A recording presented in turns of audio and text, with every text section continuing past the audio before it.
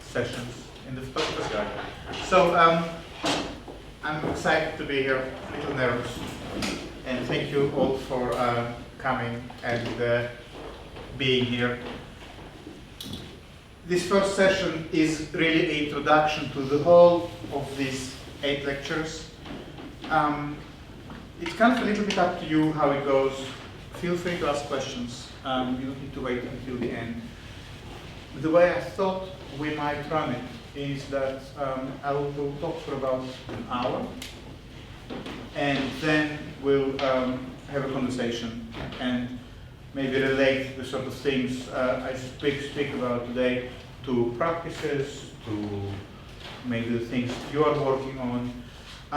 But at the same time, if during this first hour you have some issues you would like to raise or something is not clear, then please really ask. I think the event will be much better with your involvement.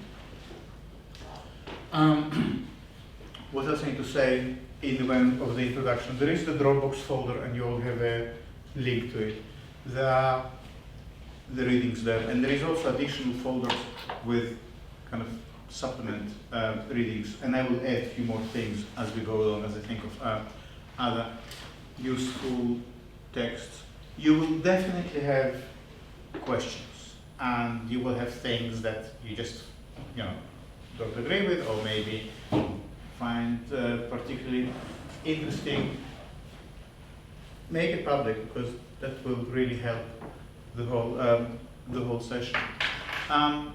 Before we start, would it be okay just to go around the room and ask you to say your name? I don't promise to remember your names, but it will give at least some idea. And if you could say in one sentence, where are you coming from, or what are you working on, whether you are a practitioner or an artist or a thinker, or if you're working on a specific project, what is it? If it's okay, could we start with you? Okay, I'm Sally. I'm none of those things. I'm a librarian, and I'm only here because it sounded really interesting. So quite out of my depth, probably. Welcome. Thank you. I'm Samino. I'm a student at UCL doing political science and French. I really enjoy philosophy, but I've done metaphysics and ethics, but arts really are my passion, so I'd like to see how these two things combine. Thank you. I'm Mark. Until 6 months ago I was a journalist. Now I'm recovering. I'm simply curious. My name is Rui. I'm a trauma nurse actually. Studied public health recently, and photography is just another thing. So this is me time and searching for photography. I'm Christopher. I'm also not a photographer. I'm an economic development consultant. But yeah, just an interest. I did a course last year and enjoyed it. So. Okay, thank you very much. Hi, I'm Skiava, and I'm a photographer, and I study photography, so really interesting. Hi again. My name is Marta. I studied fine art photography, and I'm really interested in the theme of the boundaries of photography and the digital age. My name is Julie. I am a front-end developer and photography enthusiast, and I found this very interesting, so I kind of want to delve into it a little bit more. Hi, I'm Pietro. I'm a student of anthropology at Soros University, and I'm just interested in philosophy and Swedish photography. I'm Deborah. I work in video production, and I studied photography, both the history of and using cameras. That's what I did in my skills today. Hi, I'm Bob. I've spent my working life in marketing and design for record companies, and since I stopped working, I've become a very keen amateur photographer, and I'm just generally interested in communication and the issues surrounding it.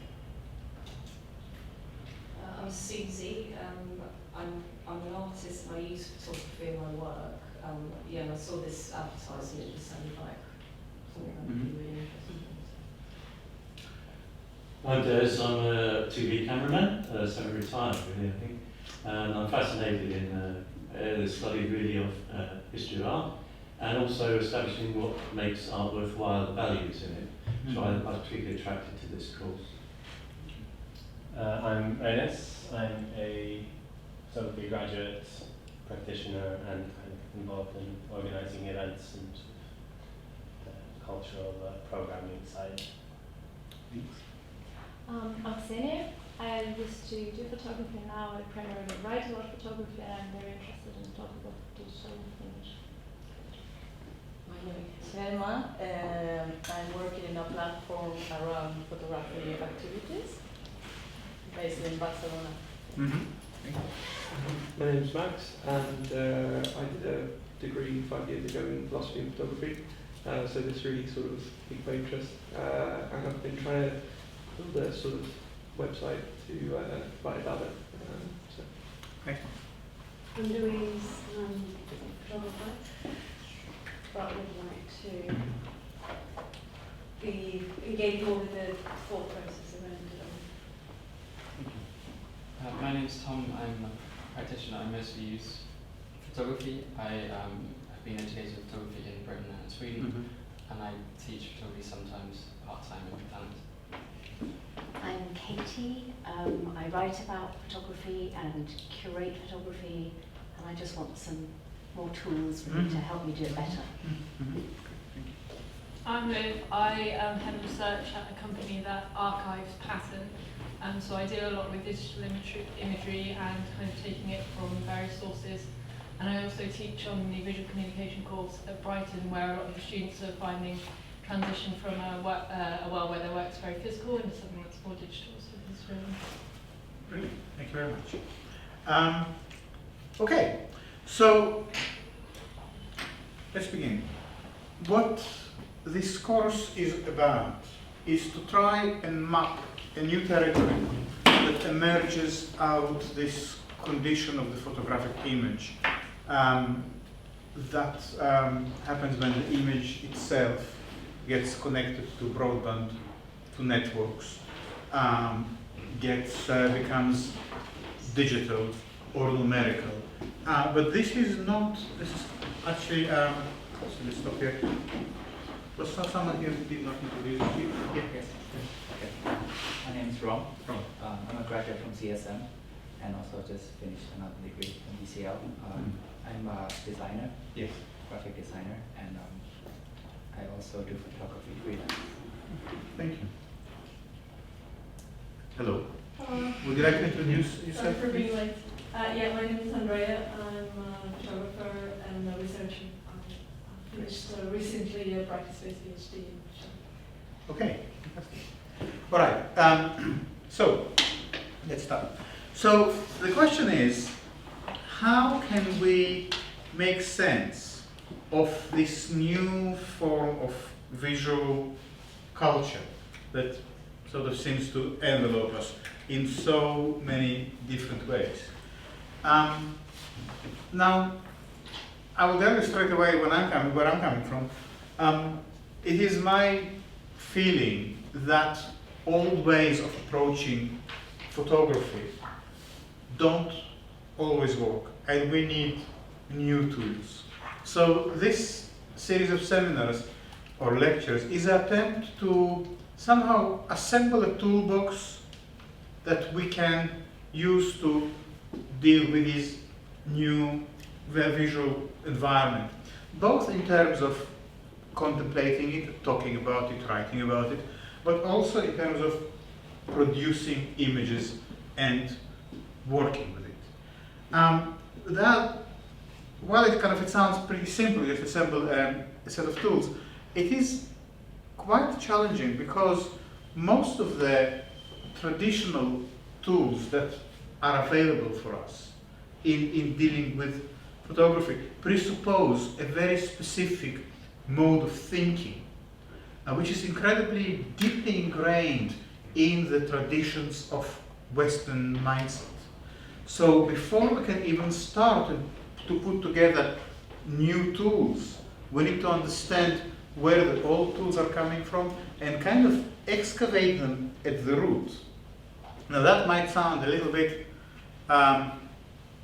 complicated, and it is complicated, because today what I will try to show you is that the way we understand images, or the traditional ways to understand images, have their own heritage. They have their own baggage. They have various ways of thinking, of experiencing, and of being that are smuggled into the notion of the image.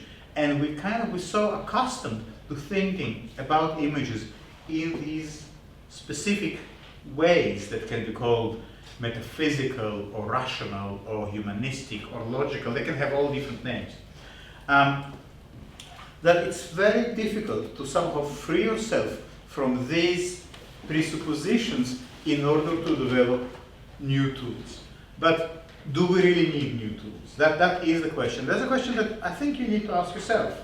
And to me, for me, the way to answer it is to look around and to say, will the old tools help us to understand, for instance, how Snapchat works, or why Snapchat works, or why, for instance, some image on Facebook or on YouTube becomes, for a moment, the most popular image in the universe, and in the next moment, another image takes its place. Do we have the intellectual, the aesthetic, the ethical tools to make sense of that? No, I don't think we do. I think a lot of what is happening with images is kind of a mystery. You know, the simple question, why some images stick to the public domain and kind of trigger something in the collective consciousness or whatever, and why others don't. How to answer that, and how to use that in our own thinking and making and doing. These are the kind of questions I hope this set of lectures will help to address. I asked to organize the room in this way, so we all kind of sit around, and that I thought that it would be somehow more conductive for a horizontal discussion, because part of what I want to talk to you over these 8 weeks is how to get away from hierarchical, vertical structures and get into more horizontal way of looking at things. How to climb down from a tree and sort of, spread on the grass.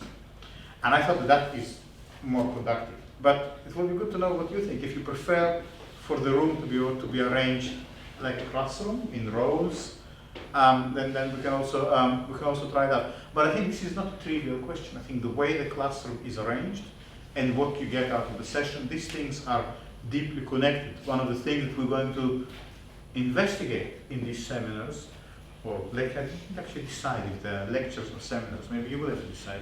One of the things we're going to investigate is the relationship between form and content. And is this relationship still holding when we talk about networked, online, digital, numerical, call them what you like, digital born images. They have many different names.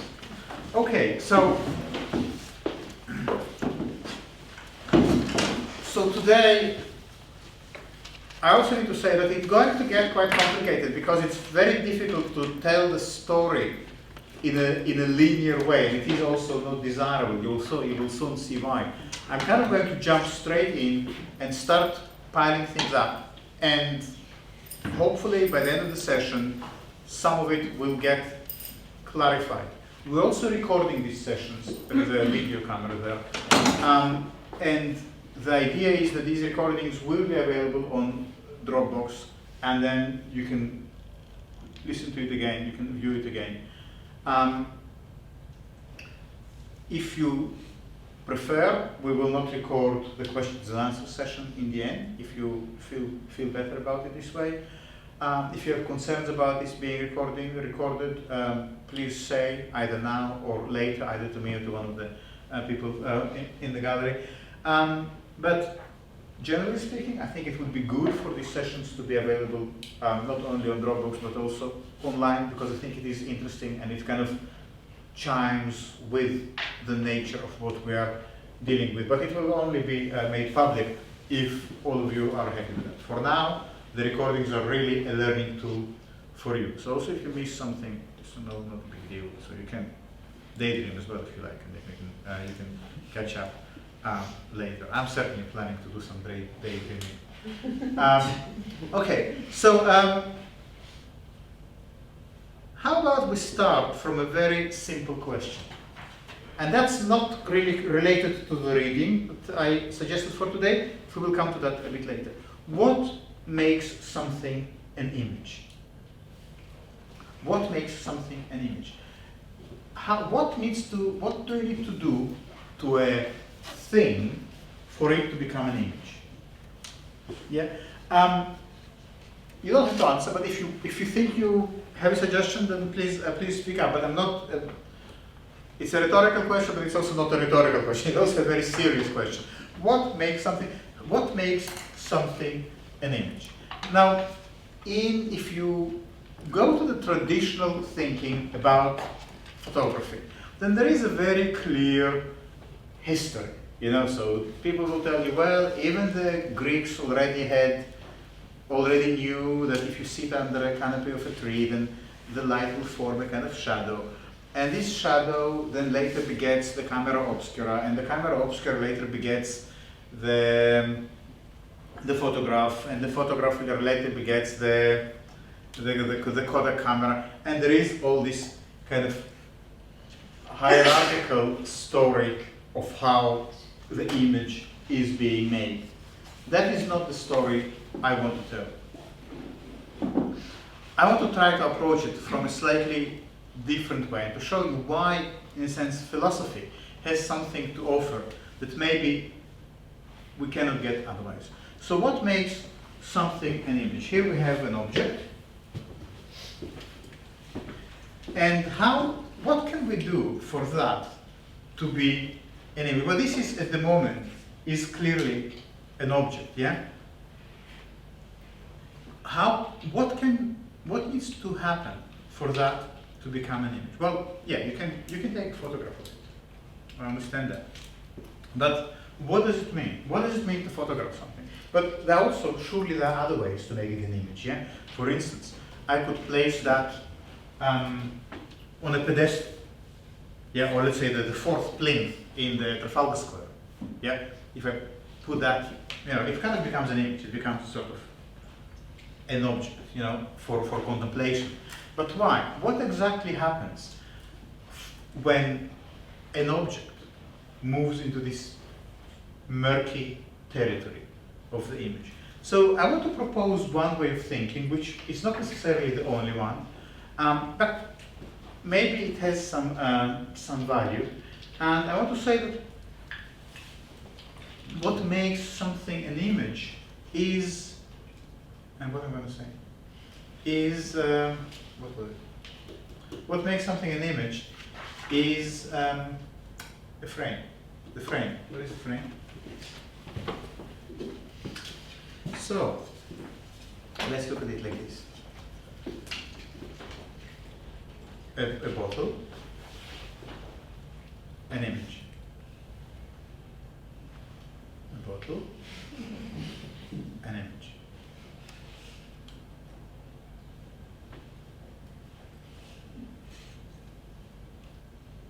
You're very quiet. Okay. Now, when I learned photography, or when I was taught photography many years ago, I was told, and maybe some of you even remember that, I was told that you can compose without needing a camera. You just kind of make a shape with your fingers the size of a 35mm frame. Yeah, and then you can start composing pictures. And the moment you get something in your frame, it becomes an image. Then you can, by moving the hands back and forth, you can see what a zoom might do. You can even calculate what lens you will need to get the image that you see there. That's a separate story, but it's very useful. What is so interesting, I think, is that the moment something gets into a frame, it becomes an image. So how exactly that works? For what reason? What is exactly this framing mechanism? It's something we've learned, isn't it? It's something we've learned to see in a particular way. Certainly I've learned to see pictures in that way, frame, three-point, disappearing perspective and that sort of thing. Well, that's right, yeah, but perspective only starts to operate once it is within this domain of the frame. Only when something arrives within the frame, then we can talk about composition. Is it the rule of thirds? Is it central? Is it landscape? Is it horizontal? Without it, of course, there's not much, no one would be thinking about how this bottle is composed. It's not composed, it's a bottle. Yeah? But once it's here, it is already composed. So what exactly is happening there? It's the same bottle. Yeah? What exactly is happening? How come?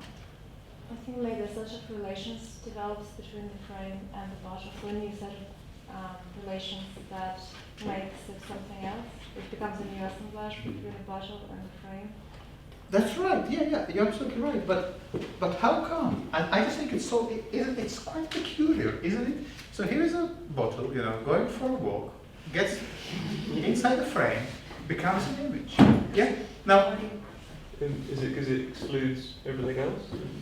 Yes, it excludes everything else. So that's interesting. Yeah. So before there can be an image, there has to be some notion of exclusion.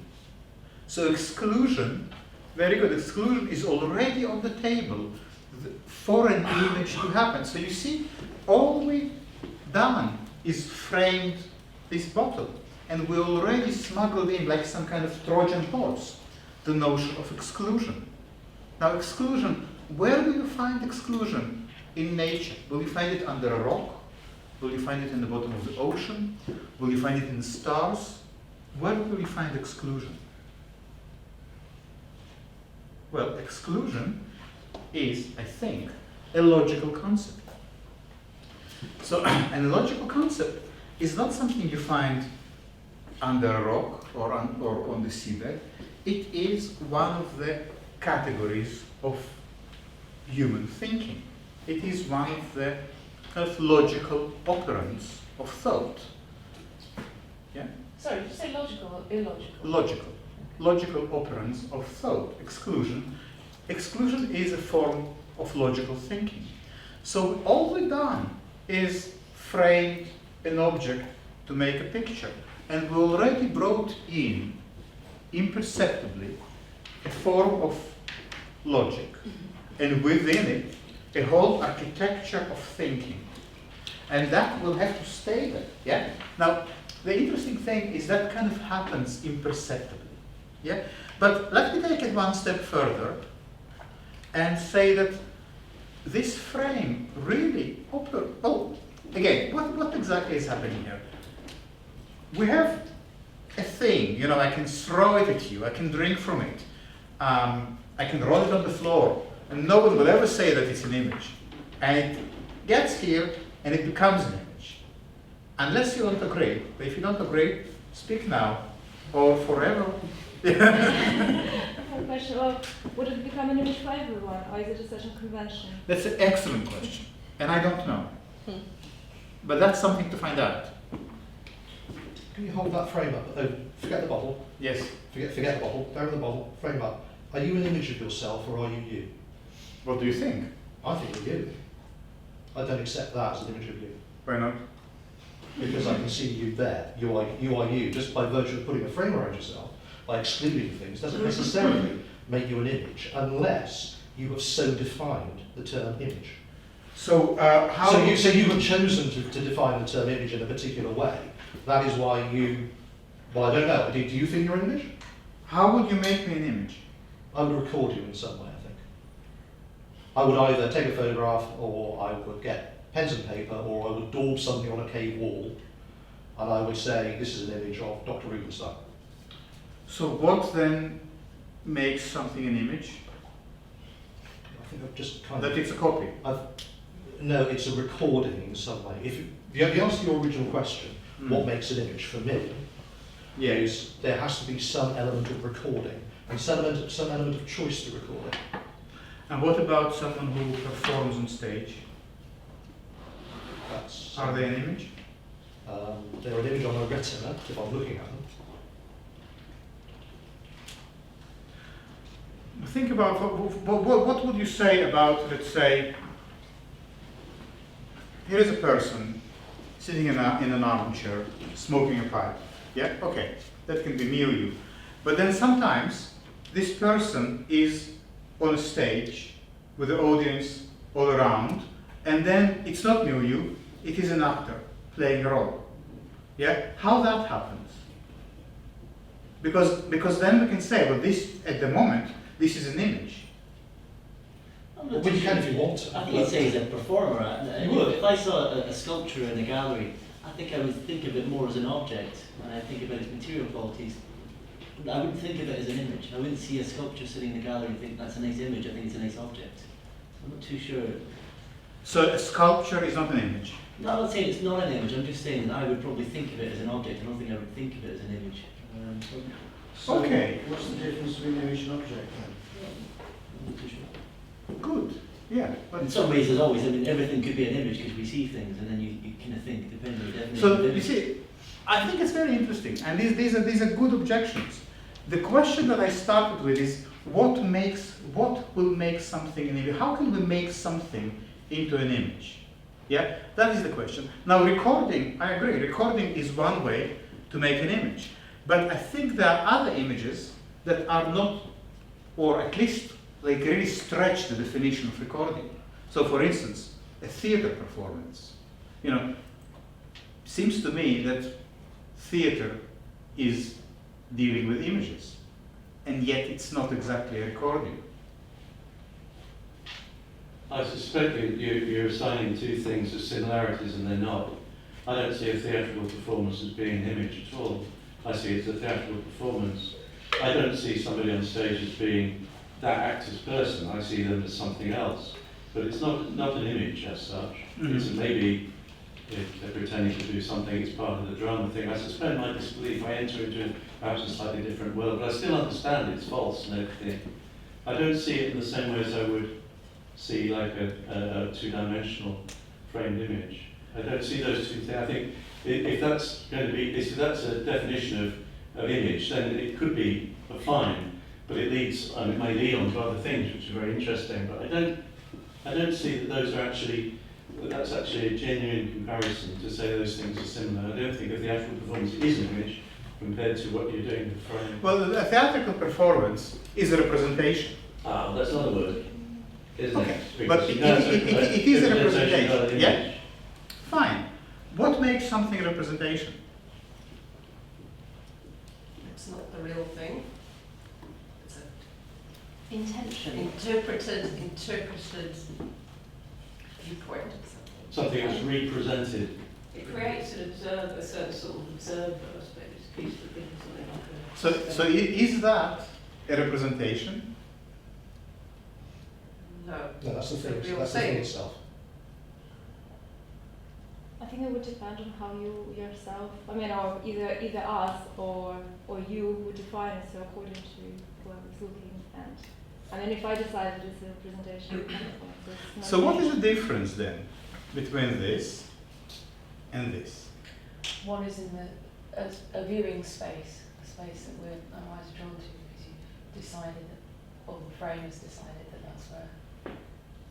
Actually, I think you've decided, and you've told us. Intentionality, That's correct, something yes. to do with it. If you said to us that's a representation, or that was put on a gallery wall without you standing behind it, then maybe that would be a stronger case of representation, perhaps.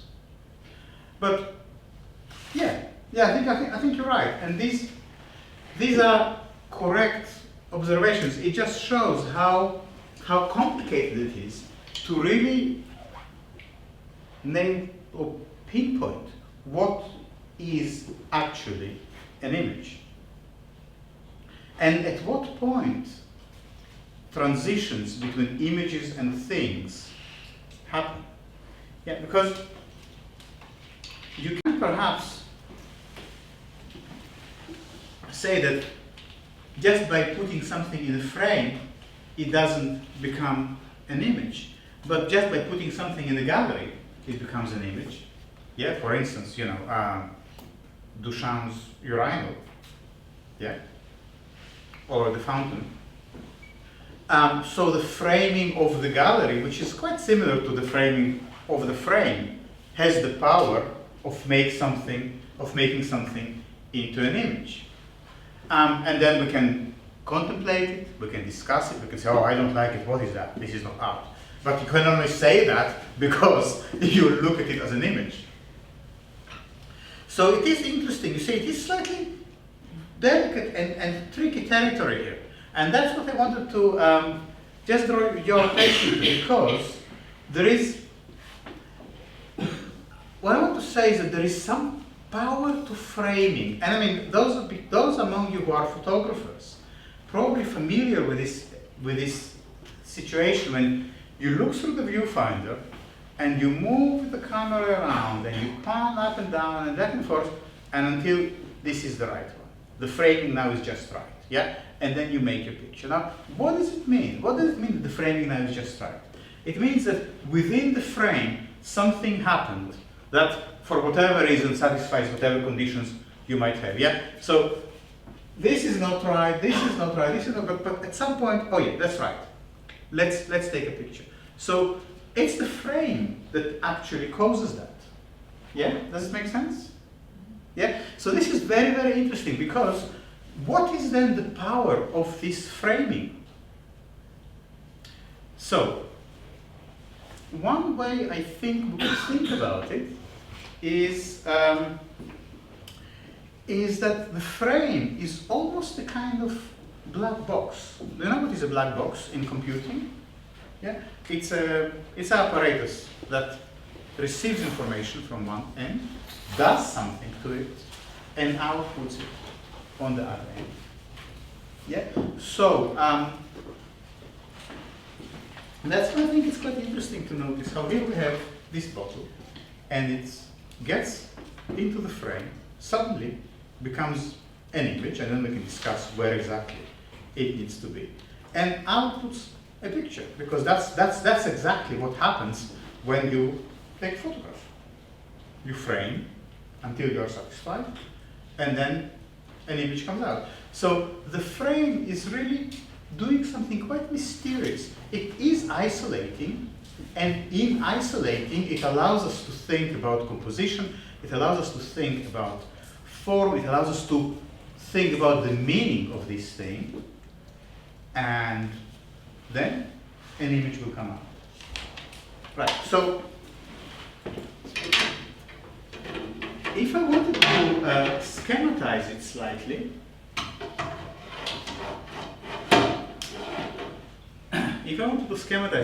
and how are we going to do that? Because you're not going to see.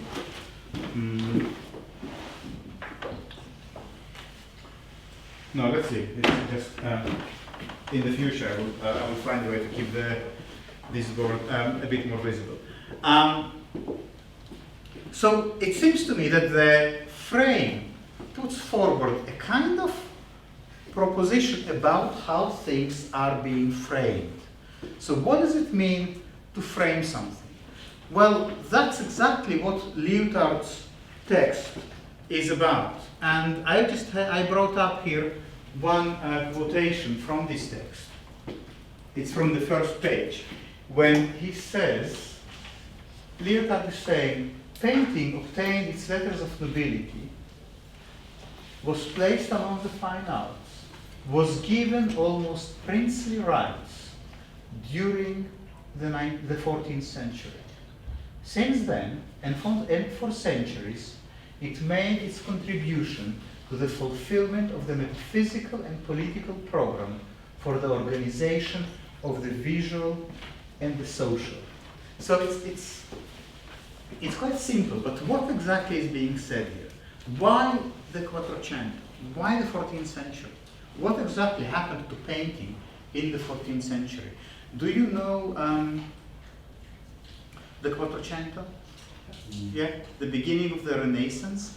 What happened in this moment? Well, let's just say that a certain shift happened in the way the visual space was organized. Lyotard gets into this very beautifully in some other texts, but broadly speaking, prior, now let's go to the next image. Prior to the Quattrocento, prior to the 14th century, that was what the visual sphere was about. This is Andrei Rublev, the Russian icon painter. So, one of my favorite images, by the way.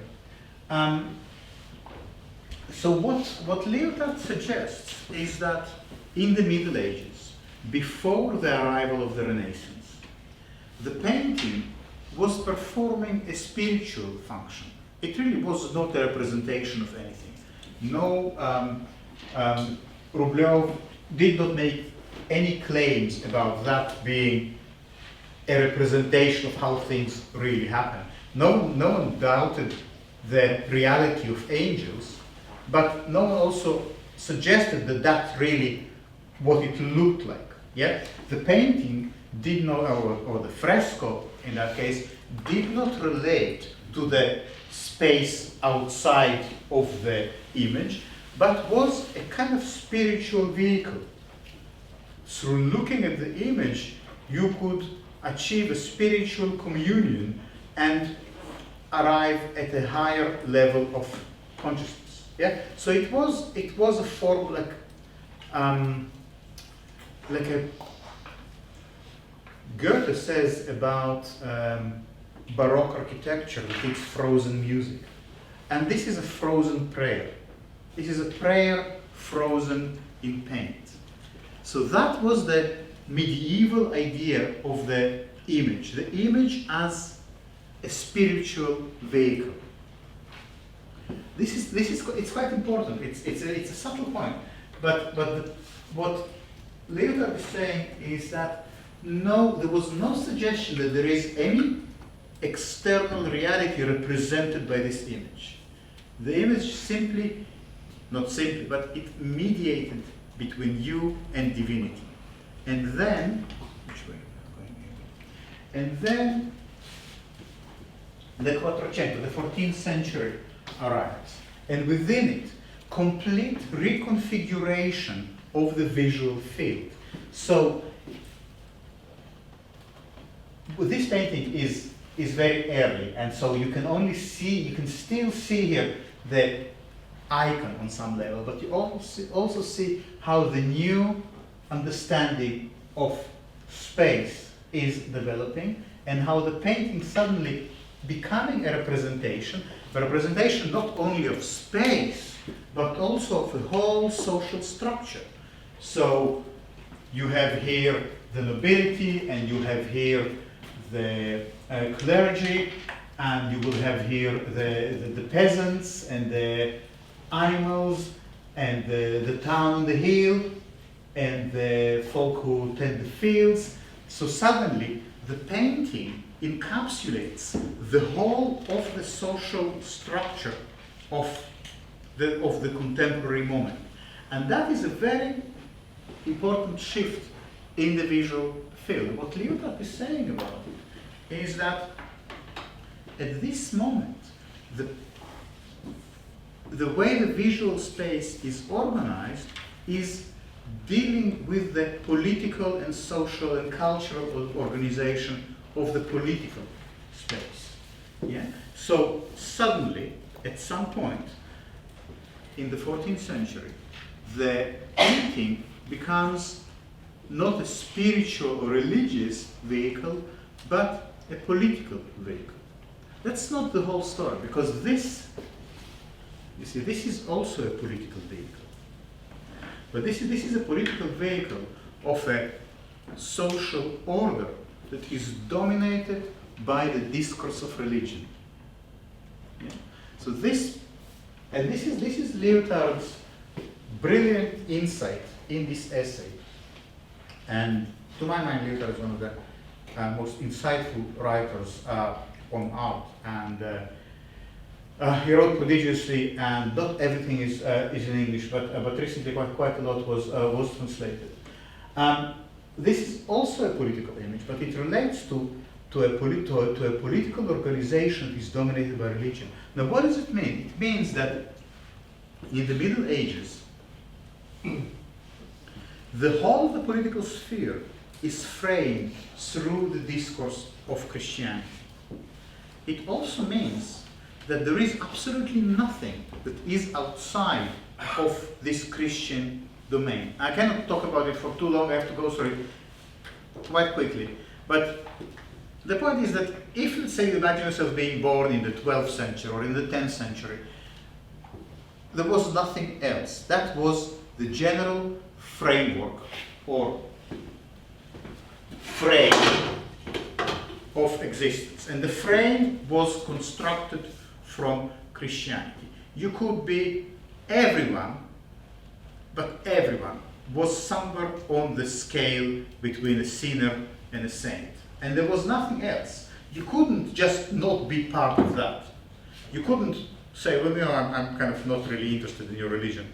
There was no such option. You could be a heretic, but that also puts you in some relation to religion.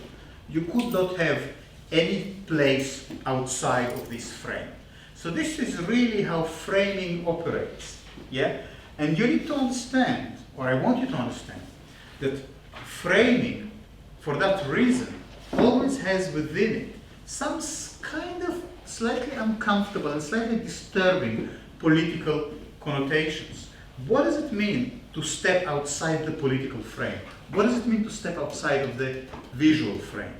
You know, is it such a coincidence that this word, this concept of the frame is so easily applied to both the political and the visual sphere? Now, do you think that in the Middle Ages people could really notice that their existence is framed through Christianity or religion? Well, of course not, because that was just the invisible default condition of existence. You were born into religion, and if you wanted to know about the world, you went to the good book, the Bible, and if you wanted to study, you became a theologian, and if you wanted to, all the knowledge of the world was delivered through these religious vehicles of the Bible and the priest, and the early universities were basically places for the study of religion. And it was everywhere, in medicine, in all forms of life, not necessarily the ones that deal directly with worship. Everything was built on these religious principles, and there was nothing else. Now, around the 14th century, something shifts. Well, many things shift, more or less at once, but if we just name a couple that are relevant to us. First, a certain new scientific discourse is emerging. And this scientific discourse deals with optics, deals with perspective, also deals with mathematics and many other things. And gradually, the whole way people view the world is slightly changing. It gets to its fuller manifestation in the 17th century during the scientific revolution, and later on the industrial revolution. And you know the story. That's kind of that's not that important. But what is really interesting is that the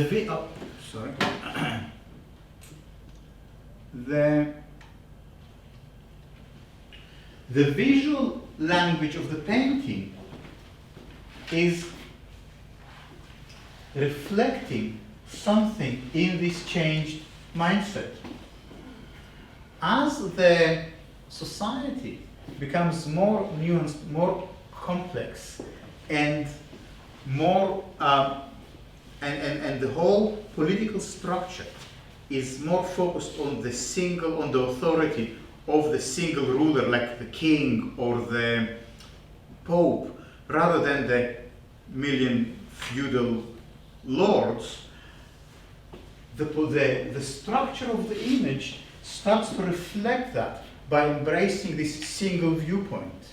You know, famously, Brunelleschi, who allegedly rediscovered perspective, held this lens made of bull's eye in front of a landscape.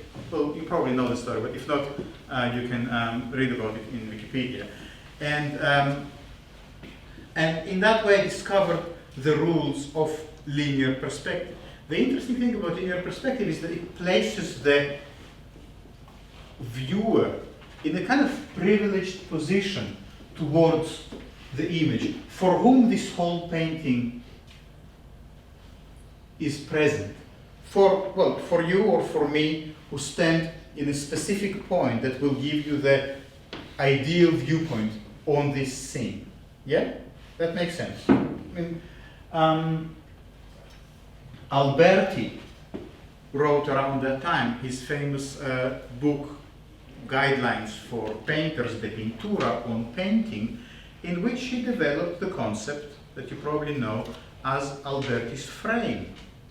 And you remember what he says about Alberti's frame. He says that the painter should strive to make a painting so realistic and so accurate that it will look as if you are looking through a window onto the landscape, onto what is happening outside. So in a sense, there shouldn't be any difference between what you see through the frame on the canvas and what you would see if you were looking through the window.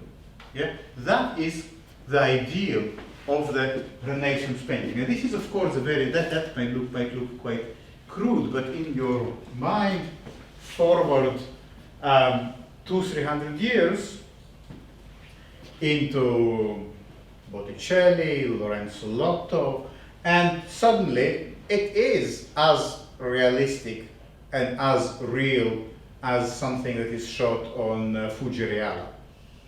Yeah? Because that's what the painters strive for, to create an image that is indistinguishable from what you would see through the frame. Yeah, but notice that it is all about the frame. Yeah, and that's this notion of the Albertian frame. So, what I wanted to ask, or what I want to put forward, that's the next step. This medieval icon, as we said, is the visual product of a culture framed through Christianity. So once we move into the Renaissance, into this realistic, even you could say hyper-realistic painting, so clearly something shifts in the way the mindset operates. We're not talking anymore about a culture or an environment dominated by religion, even though the subjects are still religious.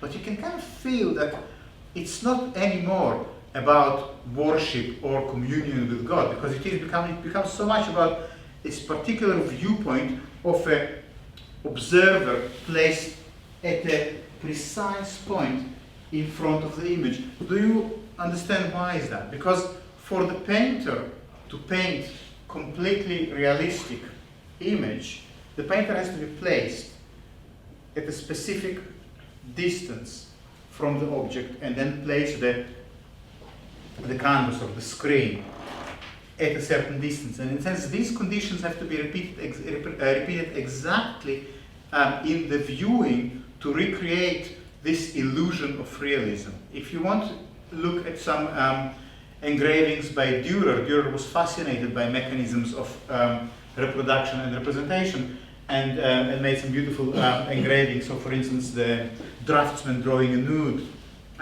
is one of the more famous ones, where this diagrammatically represented. So it seems that there is a kind of shift from the God's eye to the human eye. Okay, so that we kind of understand, and that is a very familiar notion, and I don't want to bore you with things you already know. But what is the framing of this new environment? What is the enframing of this beginnings of the age of modernity? what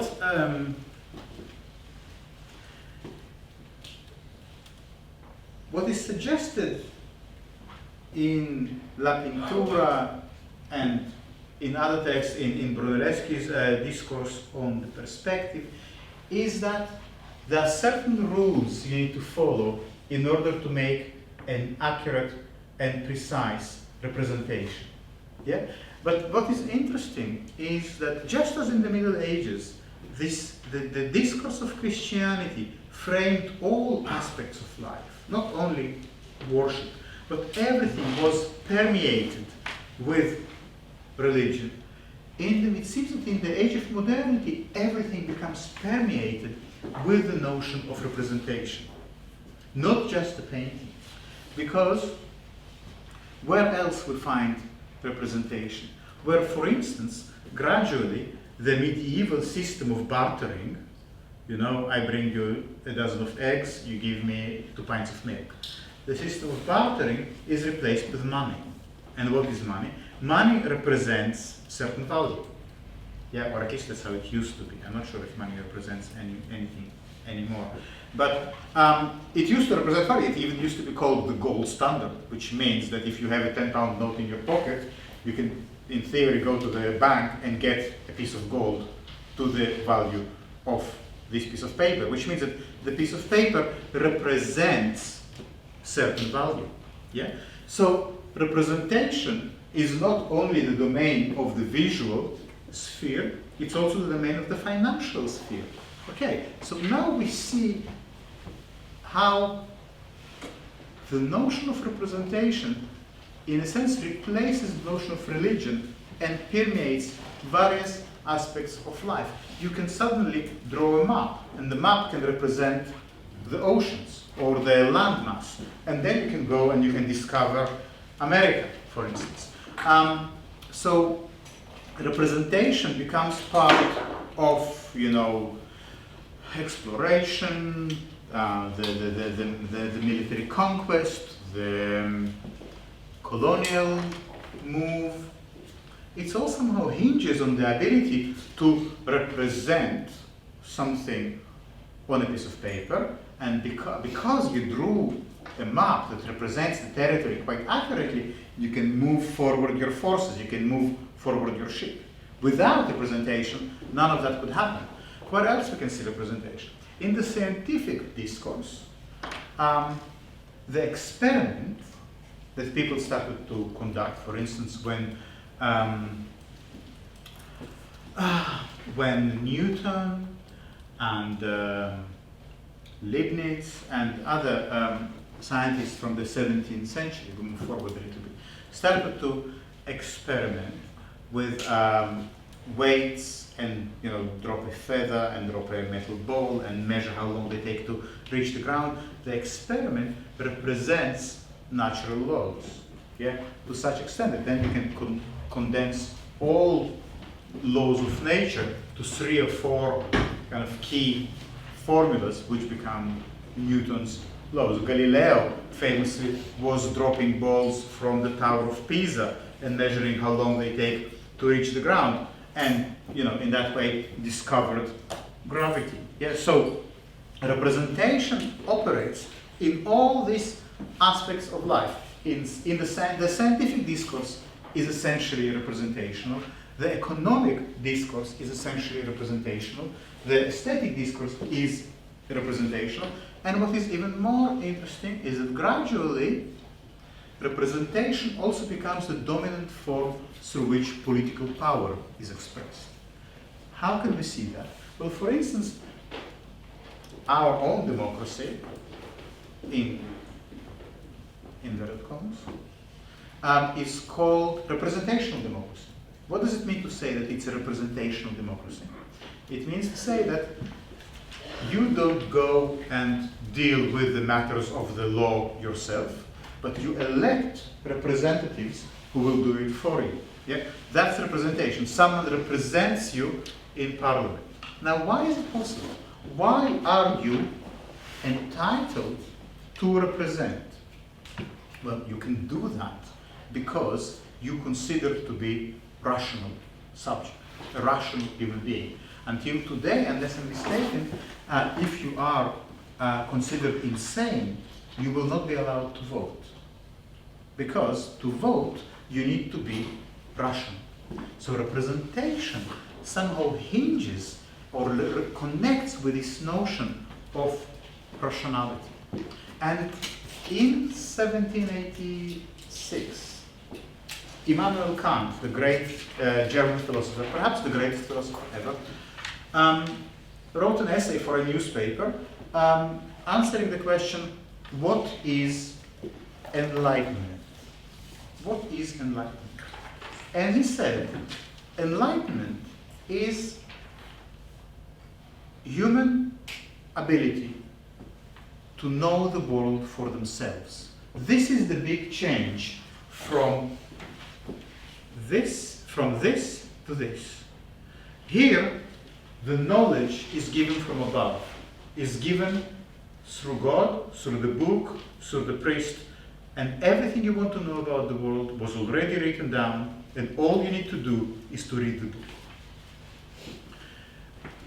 All the knowledge is coming from outside. Yeah? For that reason, the priest can say, confess. The Pope can say, pay your dues.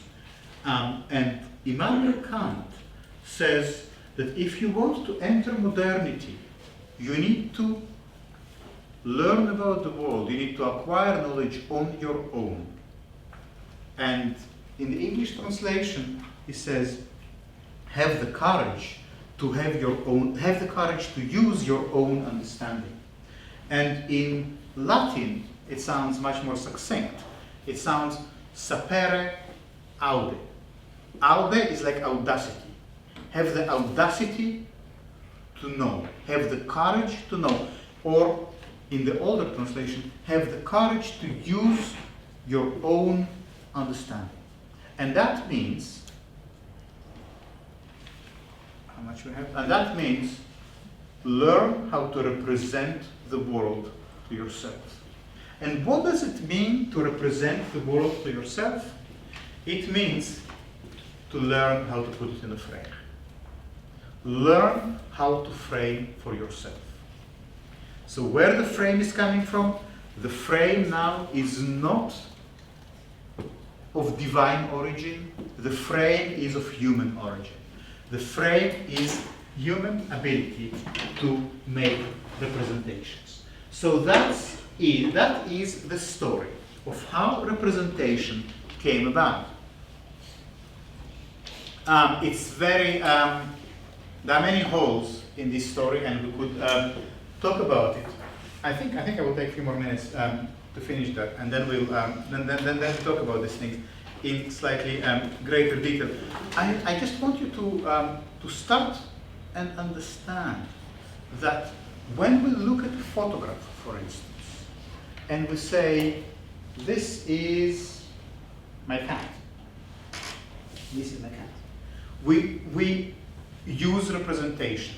We appeal to the logic of representation. It operates, in a sense, in the background to make sure that this piece of paper or this piece of silicone or glass is, for us, a cat. Now, it doesn't do meow. You know, you cannot scratch it behind the ears.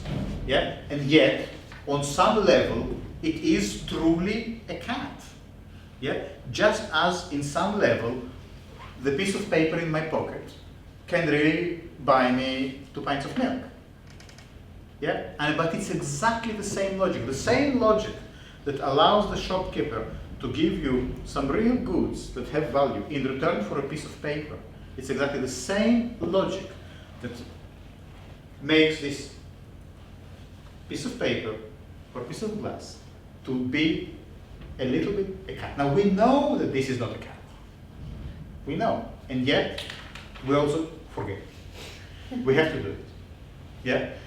So what I want you to start and accommodate, even though I accept that it's difficult, because so much is hinging, so much of our social, political order is hinging on us just looking through directly into the cat and making this immediate connection.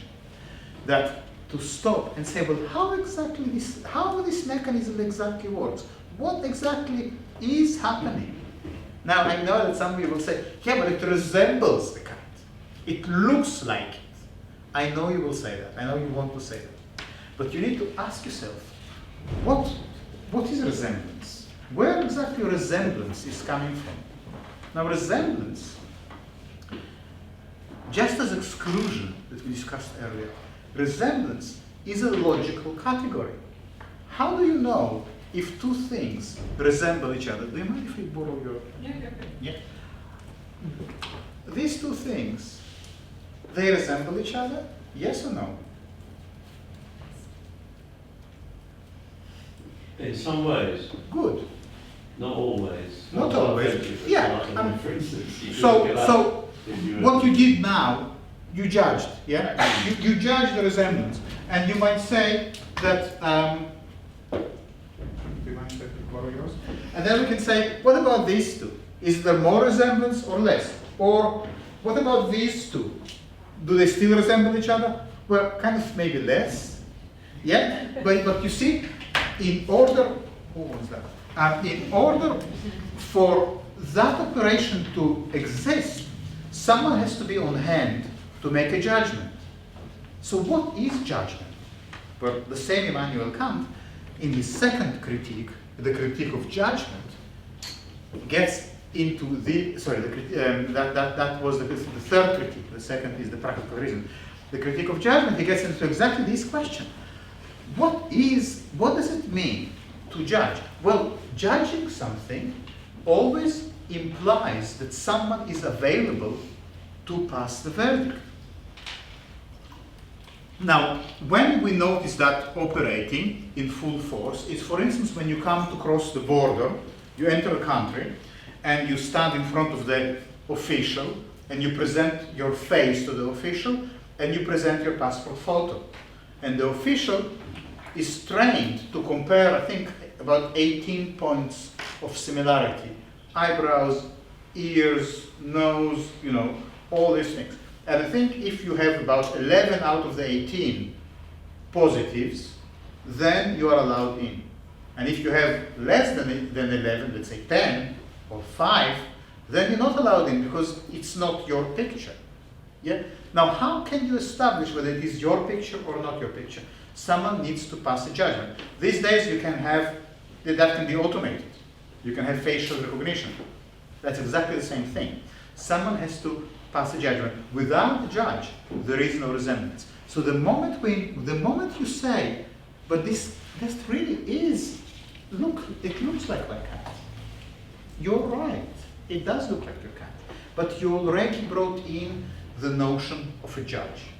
Yeah? You already allowed for the position of someone who passes a judgment. And the moment you do that, you already erected a political structure that is built on a hierarchy. And it is exactly this political structure that Lyotard is talking about in this essay. Now, very quickly, what the essay is about. In this essay, he says that the Renaissance painting serves a political function. It doesn't only represent a landscape, it also suggests a certain political order in which the monarch or the ruler surveys their domain, and this corresponds to the way you as the viewer survey the painting, or the artist with a brush surveys the landscape. So this notion of the subject, and suddenly we have a subject, because in the medieval painting there was no subject, yeah? There was only devotion. So the subject looks at the whole scene and everything is spread out and everything is crystal clear. And just as the whole vista is open up to you, to your enjoyment and entertainment, so is the principality or the kingdom is open up to the enjoyment and the domination of the ruler. And in that way, the Renaissance image, this accurate, realistic or hyper-realistic painting, not only represents a certain landscape which is outside of it, it also corresponds to the way the field of political power is organized. That is the first point Lyotard is bringing forward. The second point, I might hear... It's a wee bit interesting there because you talked about how hierarchical pre-14th century painting was as well. And so even though with devotion it was already very hierarchical or a very different hierarchy. It was very hierarchical, but the difference is that... And I just mean to point out that it didn't go from being not a hierarchy to being... I completely agree with you, yeah. It's interesting to think that it's a different hierarchy and a different... Yeah, well, it's not entirely a different hierarchy, is it? Because one of the things of in the Quattrocento was that the intellectuals moved into Florence, and they were interested in classical learning, and they looked up these things, and they actually put a positive and spiritual value on number relationships. So when Alberti put forward his 3D, 2D perspective thing, they were actually looking at that and saying, well, this is mirroring something which is mirroring God. So that their two-dimensional picture, with its frame and everything, was still doing that purpose. So a lot of them, it's different because it was done by classical learning, by what the mysticism of Pythagoreanism, whatever it is. And so there is that aspect to it. And they still had, didn't they, this idea of looking through and the image as a conduit or a gateway towards some spiritual thing, because they still had lavish use of gold. They made adoration to the Virgin Mary and things like that as intercessors. So it still kind of had that. I think probably the difference might come a lot later on. Of course, like things you don't... say, like the Enlightenment, but Lyotard's positing it in the Quattrocento is a bit difficult, really, I think. Lyotard is not trying to offer a kind of a comprehensive historical analysis. He wants to drive forward a certain point. Yeah. And of course, he needs to assemble the elements that will help him to get you to see his point of view. Of course, things change very gradually, and there were many very pious and religious painters in the Renaissance who saw their act of painting as an act of devotion, and actually many of them hated Alberti's principles and wanted to go back to the medieval principles, albeit, but sadly no one wanted to buy medieval paintings anymore.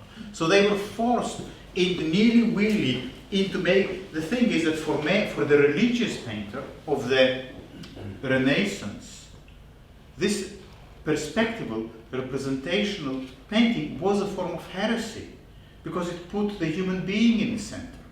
But if you are a religious, devoted artist, God has to be in the center, not the human being.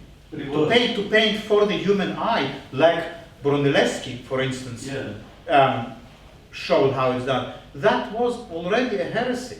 So there was a real struggle. I think it was very similar to the kind of struggle we're experiencing right now. You know, because in the way, in the words, because the old was already dying, but the new was kind of just emerging.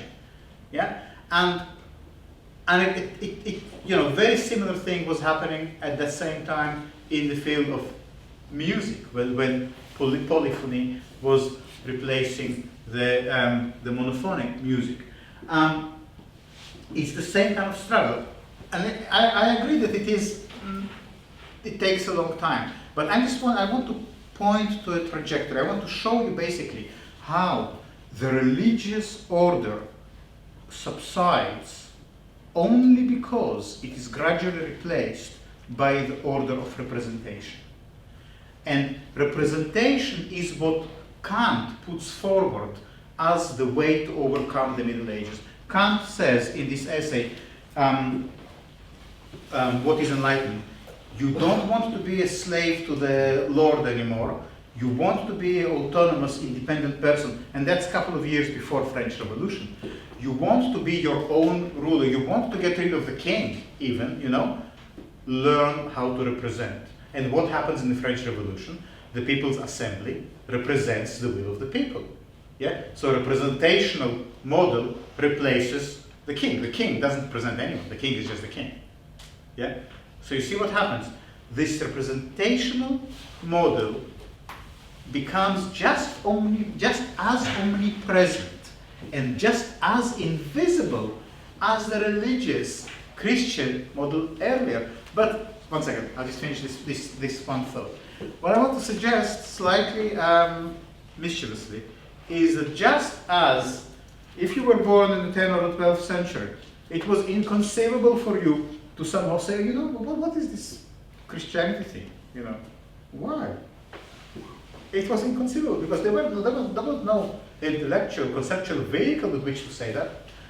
So in the age of modernity, it was inconceivable to say, what is this representation? Where it came from? Because it permeates everything in the same way that the fluoride permeates our drinking water. Yeah? It's just there. You cannot separate it. I think we are now at a historical moment at which we, in a phase shift, similar to the one that I was talking about, and we can now question representation. Until not very long ago, that no one even thought that it's possible. Yes, you wanted to ask something? Just like to ask a small thing. If Kant used this word representation, if he himself uses it. Kant doesn't use this word. Kant talks about dare to know, sapere aude, and dare to learn about the world on your own. Foucault has an essay on Kant's essay in which he puts forward the notion of representation, Forstellung. But it is interesting that, this discourse could be traced quite clearly, that what does it mean to learn about the world on your own? The only way to do it for a human subject, the only way to learn about the world by yourself, we only know how to do it by making pictures of the world. Next week, if you are still here, we will look at this essay by Heidegger, The Age of the Word Picture. Yeah, if you found that irritating, wait until we read Heidegger. You will have a field day, I promise you. But because that's where this argument is acquiring its full gravitas. The only way for us to learn about the world, not in the way of knowledge being given from outside. Yeah? I don't want someone to come and tell me what the world is like. I want to find out on my own, through my own means, what I have available to myself. Well, obviously not faith, because that's God, not revelation, yeah, not hallucination. What is available? Rational thinking. My rationality, my logic, is the only way by which I can learn about the world on my own. And what does it mean to think rationally? It means to represent. And that's the only thing it means.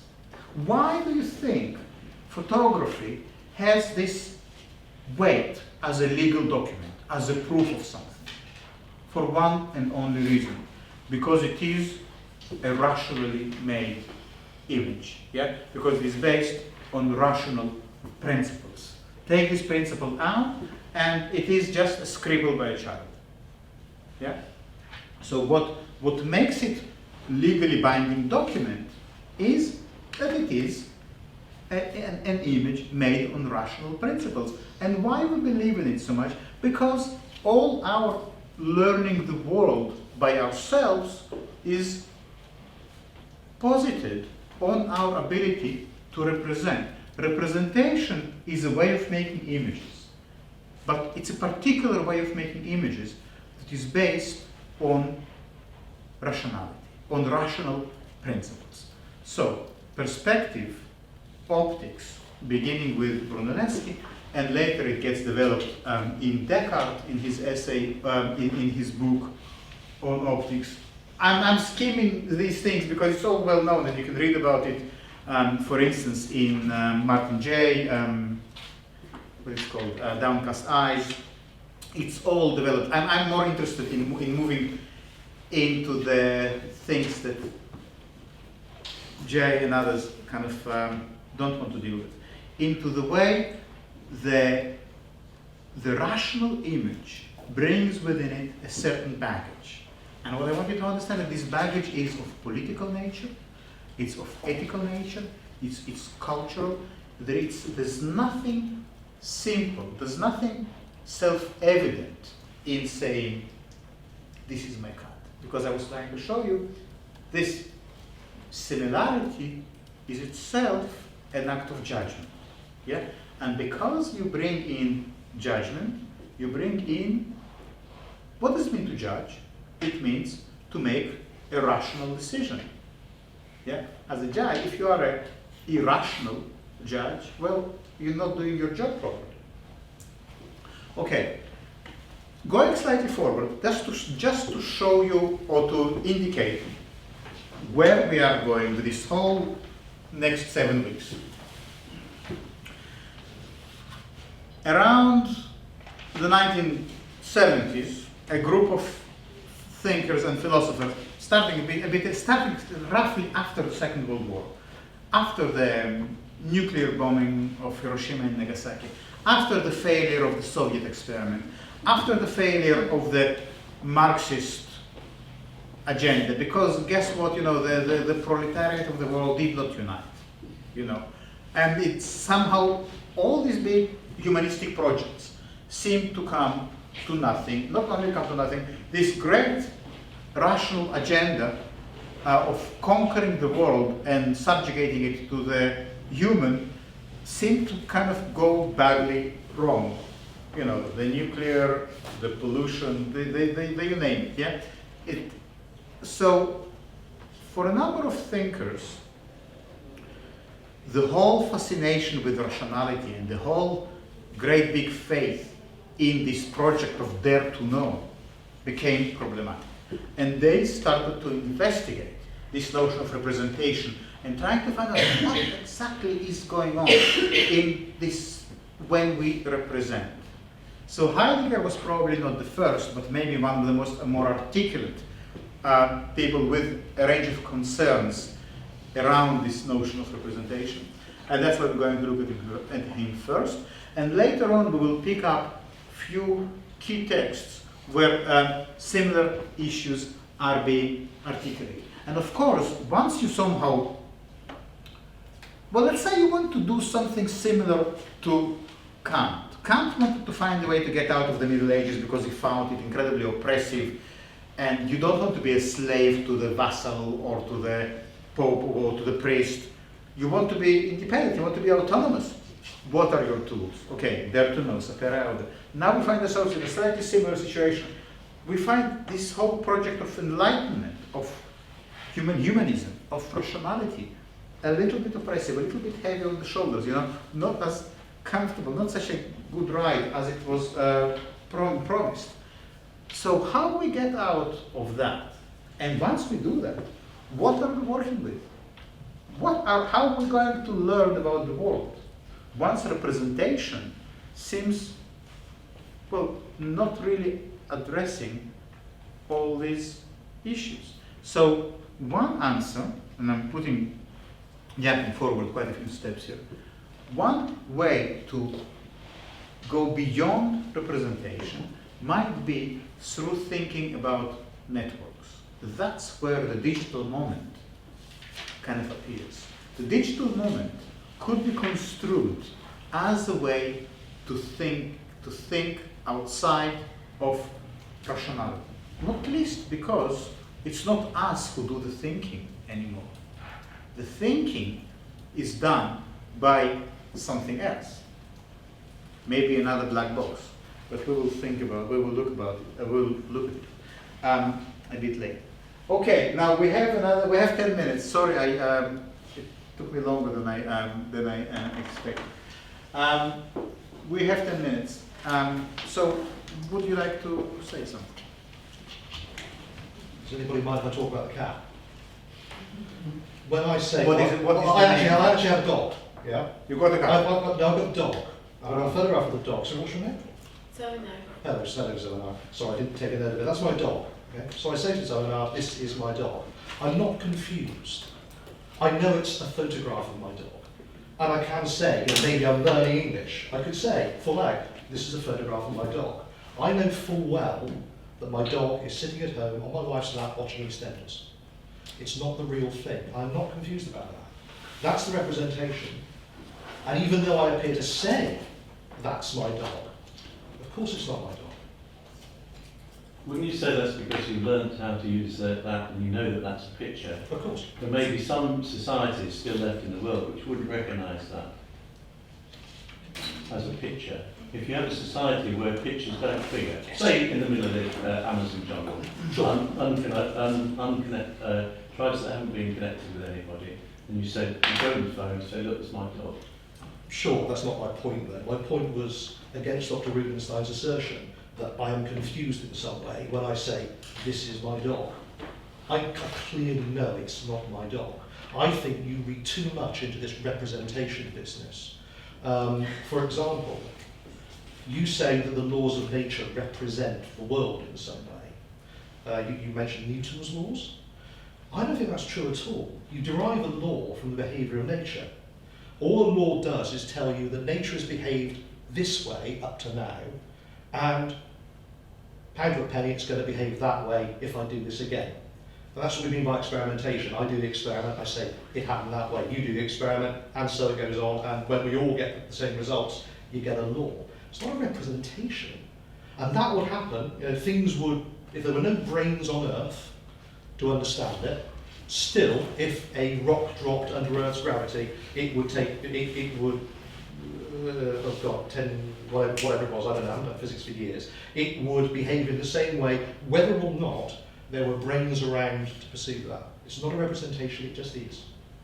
But what does it mean to say that something is just is? It's a fact of nature, a brute fact of the universe, that things drop at a certain rate, at a certain rate under Earth's gravity or under any gravity. And how do we know this? How do we know this? By experimentation. We put together, we all experiment, yeah? So I do an experiment, I make a claim. I say, this thing drops at 32 feet per second. See, it's there. This thing drops at 32 feet per second. You have a go at it, confirmed, and everybody else has a go at it, and anybody who wants to check it can check it. And once everybody's checked it, and everybody knows this is the case, they can legitimately say this is a law. Now that doesn't mean to say that it will be a law tomorrow. I can't actually say that, but I'm pretty sure that's a good operating way of living my life, because if it doesn't work that way, we're all in a fix. But the point is quantum kind of science. Oh, don't start me on that. Oh, please no. But let's stick with this law of nature thing. I'm trying to make quite a serious point. That your use of the word representation, the concept representation, seems to suggest that there is something that we're not getting to. There is a layer of reality that we're not getting to. When you say that all we are doing is describing things in terms of a representation. Yeah, because surely the point, you're going back to your dog and staying away from content for a moment. What we're talking about here is basically, to me, a convention. We all know that's the photograph of a dog because the convention is that that's the photograph of the dog, right? If you yes, absolutely. stood outside of that, then it wouldn't be the photograph of a dog. But that is different to what you were just saying about law, because if I understood you correctly, you were saying the law would exist regardless of whether anybody's here or not. No, I'm not saying the law will exist, because the law is a human concept. There has to be a brain to have a law, but the behaviour of nature would continue whether or not there were any kind of brains around to perceive it. Well, there is this way of thinking. Sorry, say again? How would you know it existed if there was nobody there to observe? Well, I wouldn't know because I wouldn't be there. Yeah, well, exactly, so you don't know whether it exists or not. I'm of that old-fashioned school that reckons that there is a kind of a base level of reality that I can go out, that brains can go out and analyse, should I want to. To use philosophical terms that I've learned from these essays, I reject the idea that there is something kind of symbolic about the way we look at nature. And in fact, physicists can go out there, do their very clever work and tell us stuff that we can check if we want to. And that would be the case whether or not there are brains or any kind of consciousness to appreciate. Is this with or without the frame that we were talking about earlier on? Sorry, I don't I don't know either, but it's just a question. We were talking about whether the frame is important, and I was just wondering how the frame applied to what you just said. I'm not sure that it does. And there are people who would say, well, I'm just speaking from the scientific paradigm or frame. You know, I'm using the word paradigm as a synonym for frame, although that might not be that might not be terribly clear. But according to the scientific worldview, what I'm saying is true. But there are also other worldviews. For example, religious ones. Some religious people would disagree with what I'm saying. For example. Can't you only claim something scientific to be true if it's you can only claim its truth within a certain frame, like within the framework of this method of experimentation or something. I mean, you can only say that it's true within those. You can't just say, I think that the frame is extremely important. What other frame would you have? What other frame would you have that would say that things in free fall at a rate of 42 meters per second? So I just have one question. I mean, I think I understand what you say, and I completely get it. But I wanted to ask, how far can we put our trust in science? I sincerely want to know, can we really trust it till the very end, till the very last bit of matter is being incinerated on the planet? Will we still trust it even then? If it continues, to do what? But let's assume that. So you answer that question. Trust it to do what? Well, if this scientific approach gradually destroys all forms of human, animal, and vegetable life on the planet, should we still put our full trust in it? Using trust in that sense, in the kind of the ethical sense. Is that what you mean by trust? In a very practical sense. Well, what you could mean is trust it to give us a correct view of how nature behaves. So the reliable view of how nature behaves. The science is a method of thinking about things, isn't it? And it's a very fruitful method, because what you do is you set up an idea, then you make some experiments, then you find out what the results are, and then you can modify your initial idea. And technologically, it's been great for us, that system of thinking. So that is a system of thinking. Science isn't some great new thing like that you can grasp and say, no, it's bad for us, no, it's good for us. It's a way of thinking and analysing things. And it excludes lots of things that we do, like religion, moods, emotions, all those really important things. But it's been very fruitful, and there's no reason why it can't continue being fruitful. Especially as I read the other day, the Salk Institute proved that the human brain has got 10 times more memory than they thought it had, which is about the same as the World Wide Web.